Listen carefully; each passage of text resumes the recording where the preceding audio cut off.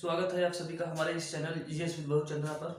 Super brothers का जो कहना है कि सर हमें प्रेशर और फोर्स में अंतर बता दीजिए, तो उसको हम अभी तो नहीं बना रहे, लेकिन हो सकता है कल प्रेशर और फोर्स पर वीडियो बनाएंगे। आज हम जो इंग्लिश का शुरुआत की है, इंग्लिश का आज नेक्स्ट पार्ट बनाएंगे। जो हमने सेंटेंस पढ़ा दिया था उस सेंटेंस का आगे का पार्ट हम लोग आज हम पढ़ेंगे। सेंटेंस के बाद हम लोग को पढ़ना पड़ता है parts of speech. Parts of speech, part of speech Hindi में क्या बोलते हैं इसे? शब्द के भेद। हिंदी में क्या बोलते हैं इसे? शब्द के भेद हिंदी में बोलते हैं इसे। ये होता क्या है? जैसे हमने कोई सेंटेंस मान लीजिए लिखा, हमने लिखा कि you are going to Agra, you are going to Agra. ये क्या है? एक प्रकार से, ये एक प्रकार से जो सेंटेंस है, ये पूरा ये क्या है? एक सेंटेंस है। इस सेंटेंस में हर एक वर्ड्स क्या है? जैसे यू, यू क्या है? ये प्रोनाउन है। यू क्या है? प्रोनाउन है। अभी प्रोनाउन क्या होता है आगे हम समझेंगे, वही बात उसी को समझाने के लिए बता रहा हूँ। आर क्या है? एक प्रकार का वर्ब है, हेल्पिंग वर्ब है। गोइंग क्या है? ये भी एक प्रकार का वर्ब है। टू क्या है? एक प्रकार का प्रीपोजिशन है, एक प्रकार का प्रीपोजिशन है। आगरा क्या है? एक प्रकार का नाउन है। मतलब जितने भी हम सेंटेंस बोलते हैं उस हर एक सेंटेंस में जो वर्ड होता है कुछ ना कुछ उस वर्ड्स का एक अपना नाम होता है। उसी को हम लोगों को पढ़ना है पार्ट्स ऑफ स्पीच, यानी शब्द के भेद में। तो इसी को हम लोग पढ़ते हैं पार्ट ऑफ स्पीच में। कितने प्रकार के स्पीच होते हैं? तो वो होते हैं 8। हम ये 8 को पढ़ेंगे। थोड़ा सा इनको मिटा लेते हैं, फिर उसके बाद समझाते हैं। तो थोड़ा सा तो चलिए हम लोग चलते हैं। हमने कहा parts of speech. Part of speech में कितने होते हैं भाई? तो पहला होता है नाउन। पहला क्या होता है? नाउन। हिंदी में इसे कहते हैं संज्ञा। नाउन को हिंदी में क्या कहते हैं? संज्ञा। दूसरा क्या होता है भाई? प्रोनाउन। तो जो सेंटेंस रहेगा उसमें उस सेंटेंस में हर एक वर्ड कुछ ना कुछ होता है। उन्हीं में से जो दूसरा होता है क्या होता है? प्रोनाउन, जिसे कहते हैं हिंदी में सर्वनाम। हिंदी में क्या कहते हैं? सर्वनाम। तीसरा होता है जिसे संज्ञा, सर्वनाम। तीसरा होता है एडजेक्टिव। तीसरा क्या होता है? एडजेक्टिव। तीसरा होता है एडजेक्टिव। तीसरा होता है एडजेक्टिव। एडजेक्टिव हिंदी में इसे कहते हैं विशेषण। एडजेक्टिव को हिंदी में क्या बोलते हैं? विशेषण बोलते हैं, विशेषण। तो हम एक हर एक को डिटेल में समझेंगे। डिटेल में नहीं, अभी तो फिलहाल हमको तो बस मेन हमारा एम है ट्रांसलेशन तक पहुंचना। ट्रांसलेशन सीखने के बाद फिर एक बार जब इसको पढ़ेंगे तो डिटेल में समझाएंगे। तो यही तो ज्यादा समझा रहे। एडजेक्टिव के बाद आता है वर्ब। क्या आता है? चौथे नंबर पे वर्ब। वर्ब को हिंदी में कहते हैं क्रिया। वर्ब को क्या बोलते हैं हिंदी में? क्रिया। पांचवा क्या आता है? जिसे कहते हैं एडवर्ब। पांचवा क्या होता है? एडवर्ब, जिसे कहते हैं क्रिया विशेषण। हिंदी में क्या बोलते हैं? क्रिया विशेषण। क्रिया विशेषण। फिर छठवां क्या आता है? छठवां होता है एडवर्ब के बाद प्रीपोजिशन। क्या होता है? प्रीपोजिशन। प्रीपोजिशन को हिंदी में क्या बोलते हैं भाई? प्रीपोजिशन को हिंदी में बोलते हैं संबंधवाचक या संबोधक। संबोधक, संबोधक क्या बोलते हैं? संबोधक।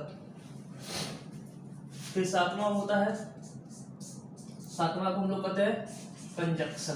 क्या बोलते हैं? कंजंक्शन। कंजंक्शन यानी हिंदी में कहते हैं संयोजक। हिंदी में क्या बोलते हैं? संयोजक। और लास्ट होता है आठवां वाला जो होता है उसे कहते हैं इंटरजेक्शन। क्या होता है? इंटरजेक्शन। इंटरजेक्शन को हिंदी में बोलते हैं विस्मयादिबोधक। विस्मयादिबोधक, बोधक। ये 8 होते हैं। जब हम कोई वर्ड लिखते हैं तो इन्हीं 8 में से कोई ना कोई वो क्या होता है? वर्ड होता है, जो हमने अभी बताया। जैसे फिर एक सेंटेंस लिखकर मैं समझा रहा हूँ ताकि आसानी लगे समझने में। जैसे एक सेंटेंस मान लीजिए हमने लिखा he is not a student. वह एक छात्र नहीं है। मान लीजिए मैंने ऐसा कहा कि ही इज नॉट स्टूडेंट, तो ही क्या है? एक प्रकार से प्रोनाउन है।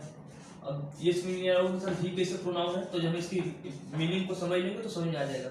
ही क्या है, प्रोनाउन है। इज क्या है, वर्ब है, हेल्पिंग वर्ब है। नॉट क्या है, एक प्रकार से जो क्रिया की विशेषता बताता है उसे क्या कहते हैं, एडवर्ब। ये क्या है, एडवर्ब है, जो क्रिया की विशेषता बता रहा है कि कार्य नहीं हो रहा है।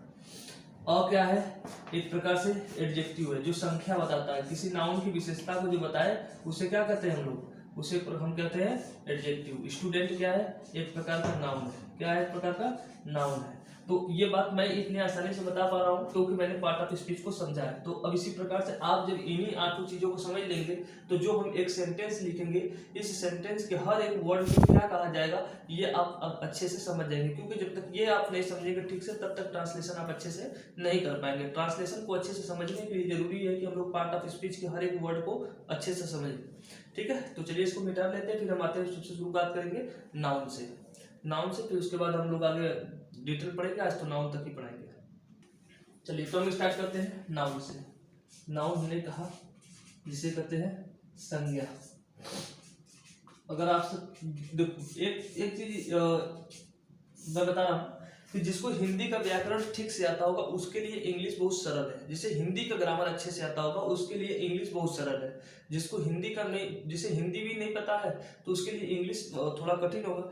तो लेकिन मैं एकदम बेसिक से समझा रहा हूँ क्योंकि मैं चाहता हूँ कि मैंने कहा था कि एकदम गरीबी के स्तर से शुरू किया मैंने। गरीबी का मतलब मैं ये मान के चल रहा हूँ कि किसी छात्र को कुछ नहीं आता। जो तो जिन लोगों ने मेरा पुराना वीडियो नहीं देखा होगा, 3 क्लासेस अभी लिया है, ये 4था क्लासेस है, तो वो पहले वाले क्लासेस को देख लेगा। ठीक है, 3 क्लास लिया, ये 4था क्लास है इसका इंग्लिश का। और अगर मान लीजिए नहीं मिल पा रहा है तो इसी वीडियो के नीचे जो वीडियो चल रहा है उसी के नीचे आप एक जो नीचे निशान होता है उसको आप क्लिक करेंगे तो उस पर प्लेलिस्ट आ जाए, उसमें मतलब डिस्क्रिप्शन आएगा।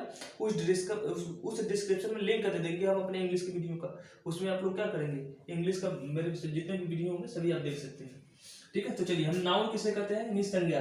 तो आप लोगों ने बहुत बार गांव में सुना होगा कि नाउन वो जो बाल बनाने वाले नाई की जो पत्नी होती है वो वाला नाउन नहीं, या जो शादी विवाह में आती है नाउन वो वाला नहीं, ये दूसरा नाउन है, संज्ञा। हिंदी में कहते हैं संज्ञा। संज्ञा यानी कि अगर पूछा जाए कि नाउन की परिभाषा क्या होता है तो बताओगे कि noun is a name, noun is a name of person, place और थिंग्स। इसका मतलब हुआ कि संज्ञा क्या है भाई, संज्ञा एक वह शब्द है जो किसी व्यक्ति, पर्सन में होता है व्यक्ति, प्लेस मतलब होता है स्थान, थिंग्स मतलब होता है वस्तु, थिंग्स मतलब होता है वस्तु। तो संज्ञा क्या होता है, तो किसी वस्तु, व्यक्ति, स्थान के नाम को हम लोग क्या कहते हैं, संज्ञा कहते हैं। मान लीजिए नहीं समझ आया तो मैं बता रहा हूँ। जैसे मान लीजिए कि हमने कहा मान लीजिए मैंने एक व्यक्ति का नाम लिखा जिसका नाम लिखा गोपाल। ये क्या है, एक व्यक्ति का नाम है, तो हम कहेंगे कि ये क्या है, नाउन है। किसी व्यक्ति का नाम वो नाउन है। मान लीजिए मैंने कहा सीता क्या है, एक लड़की का नाम है, तो नाम है ना, ये एक पर्सन के नाम है, ये क्या है, नाउन है। और जैसे मान लीजिए हमने लिखा रवि लिखा मान लीजिए हमने, तो रवि क्या है, ये एक व्यक्ति का नाम है, तो हम कहेंगे कि ये भी क्या है, नाउन। हमने मान लीजिए लिखा काऊ, ये काऊ क्या है, एक प्रकार से एनिमल्स नेम, ये भी पर्सन में गिनती होती है इनकी भी, तो ये क्या है, एक प्रकार से नाउन है। तो ये पर्सन, जितने भी एनिमल्स हैं, जितने भी व्यक्ति हैं, इन सभी के नामों को हम लोग क्या कहते हैं, नाउन, यानी पर्सन में इनको कैलकुलेट करते हैं। फिर दूसरा आता है प्लेस, जितने भी नाम होंगे, जितने भी प्लेस, जगहों के नाम होते हैं वो भी क्या होते हैं, नाउन होते हैं। जैसे ये तो मान लीजिए कि ये कौन हो गया, ये पर्सन हो गया, दूसरा मान लीजिए प्लेस के हम लेते हैं, प्लेस मतलब स्थान।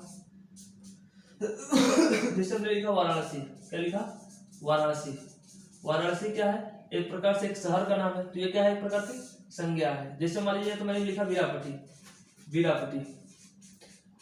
ये क्या है, एक गांव का नाम है, ये क्या है, एक प्रकार की संज्ञा है, नाउन है। और जैसे मान लीजिए हमने लिखा इंडिया क्या है, एक प्रकार से जगह का नाम है, ये क्या है, संज्ञा है। ठीक है, तो कोई भी स्थान का नाम आएगा वो भी क्या है, नाउन है। और तीसरा चीज है थिंग्स में क्या चीज होते हैं, थिंग्स मतलब होता है वस्तु या चीजें, थिंग्स मतलब क्या होता है, वस्तु, थिंग्स।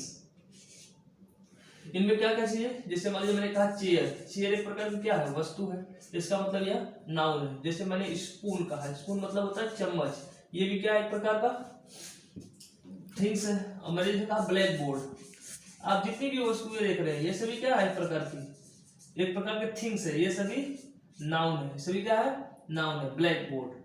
और मान लीजिए जैसे बहुत कुछ, जैसे राइस, मैंने चावल कहा, राइस भी एक प्रकार का मटेरियल है, एक प्रकार का थिंग्स है।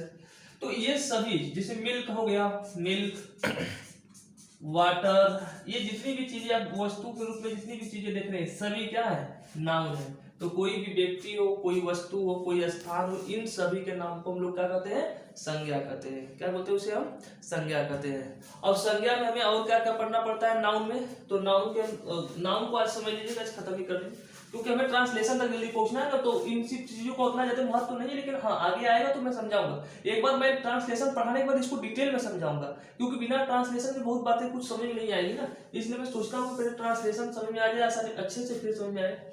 तो देखिए अब आता है नाउन के टाइप्स। नाउन के टाइप्स ये भी मैं बता रहा हूँ, ये पर लिख लीजिएगा, नाउन के टाइप्स, सही है पता। तो देखिए इसके नाउन के टाइप्स क्या होते हैं, तो नाउन के 5 प्रकार होते हैं। पहला होता है जिसे कहते हैं प्रॉपर नाउन, हिंदी में पढ़ा होगा आप लोगों ने, व्यक्तिवाचक संज्ञा। क्या पढ़ा है, व्यक्तिवाचक संज्ञा, इसी को इंग्लिश में कहते हैं प्रॉपर नाउन बोलते हैं, व्यक्तिवाचक संज्ञा। तो यहाँ पर रख लेंगे तो हिंदी में आपको आसानी पड़ेगी, हिंदी में भी यही होता है, व्यक्तिवाचक संज्ञा बोलते हैं। दूसरा होता है, दूसरा जिसे हम लोग कहते हैं कॉमन नाउन। दूसरा क्या होता है, कॉमन नाउन, हम लोग डिटेल में पूरा पढ़ेंगे, लेकिन यहाँ पर मैंने कहा ना सही, इसे कहते हैं जातिवाचक संज्ञा। क्या बोलते हैं इसे, जातिवाचक संज्ञा। फिर तीसरा होता है जिसे हम लोग कहते हैं कलेक्टिव नाउन। क्या बोलते हैं, कलेक्टिव नाउन, कलेक्टिव नाउन, जिसे कहते हैं समूहवाचक संज्ञा। क्या बोलते हैं, समूहवाचक संज्ञा। फिर चौथा होता है जिसे कहते हैं मटेरियल नाउन। क्या बोलते हैं, मटेरियल नाउन, मटेरियल नाउन जिसे कहते हैं पदार्थवाचक संज्ञा। क्या बोलते हैं, पदार्थवाचक संज्ञा बोलते हैं। फिर एक होता है अब्स्ट्रैक्ट नाउन। कौन होता है, अब्स्ट्रैक्ट नाउन, यही थोड़ा सबको कठिन होता है, हिंदी वाले को भी कठिन लगता है और इंग्लिश वाले को भी कठिन लगता है। अब्स्ट्रैक्ट नाउन, इसको हिंदी में कहते हैं भाववाचक संज्ञा। क्या बोलते हैं हिंदी में इसे, भाववाचक संज्ञा। तो ये संज्ञा के 5 प्रकार हैं। तो और संज्ञा में क्या क्या पढ़ना है, जो हम आगे पढ़ाएंगे बाद में। तो इसमें पढ़ना पड़ता है हमें, संज्ञा के अंतर्गत हम लोग पढ़ते हैं नाउन पढ़ते हैं। तो नाउन कितने प्रकार के होते हैं, सिंगुलर प्लूरल पढ़ना पड़ता है। तो पढ़ेंगे कि सिंगुलर से कैसे प्लूरल बनता है, प्लूरल से किस प्रकार सिंगुलर बनता है। फिर इसमें जेंडर पढ़ना पड़ता है नाउन की। तो जैसे हिंदी में तो 2 ही जेंडर होते हैं, मैस्कुलिन फेमिनिन, इसलिए बहुत कठिन है हिंदी कि आप टेबल को भी क्या कहेंगे, मैस्कुलिन है कि फेमिनिन, बहुत कठिन हो जाता है। लेकिन इंग्लिश में जो न्यूटर है, यानी जो नपुंसक वस्तुएं हैं, उनको हम लोग न्यूटर जेंडर, इसमें 4 जेंडर होते हैं इंग्लिश में, masculine gender, feminine gender, common gender और न्यूटर जेंडर, इसलिए इंग्लिश बहुत आसान है। फिर उसके बाद मैस्कुलिन का फेमिनिन, फेमिनिन का मैस्कुलिन कैसे कन्वर्ट किया जाएगा वो नियम है। तो बहुत से नियम है इसमें है, लेकिन हम उन सब चीजों को अभी छोड़ते चल रहे हैं। बस हम सीधे बस पार्ट ऑफ स्पीच में बातें खत्म करते चलेंगे। जब ट्रांसलेशन एक बार पढ़ा लेंगे तो बहुत आसान लगेगा हम लोगों को पढ़ने में, ठीक है। तो बस आज नाउन तक ही पढ़ाना था। आज नाउन को समझ लीजिए कि जितना मैंने पढ़ाया भी इतना ही याद करके चलिए। तो बस करते हैं आज इतना ही। धन्यवाद, गुड नाइट।